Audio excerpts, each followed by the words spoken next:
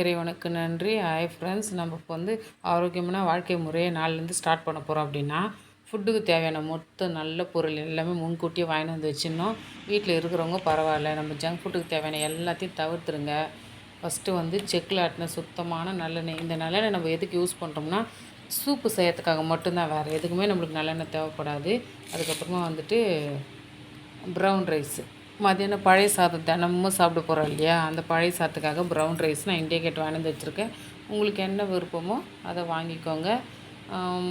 முடிஞ்ச வரைக்கும் பாரம்பரிய அரிசி இருந்தால் பரவாயில்ல, கருப்பு கவுனி அந்த மாதிரி அரிசி வாங்கிட்டு வந்து வச்சுக்கோங்க.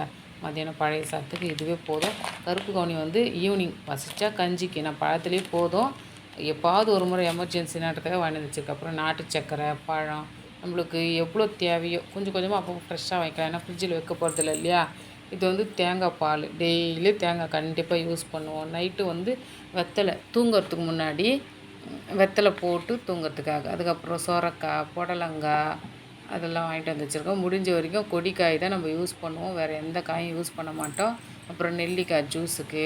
மத்தியானம் சாம்பார் வெங்காயம் தொட்டு தான் நம்ம சாப்பிடுவோம். பழைய சாதத்துக்கு டெய்லி சாம்பார் வெங்காயம், அது ஹார்ட்டுக்கு ரொம்ப நல்லது. நார்மலான வெங்காயத்தை விட தவிர்த்துடலாம், சாம்பார் வெங்காயம் தான் வேணும். இது வந்து நட்ஸு, ட்ரை ஃப்ரூட்ஸ் வாங்கிட்டு வந்து வச்சுருக்கேன். நம்மளுக்கு வந்து வெயிட் லாஸ் பண்ணணும்னு நினைக்கிறவங்க நட்ஸு, ட்ரை ஃப்ரூட்ஸை கட் பண்ணுறங்க.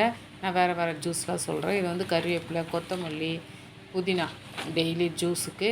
அதுக்கப்புறம் வந்து சூப்புக்கு வந்து முருங்கைக்கீரை. அவ்வளோதான் ஃப்ரெண்ட்ஸ்.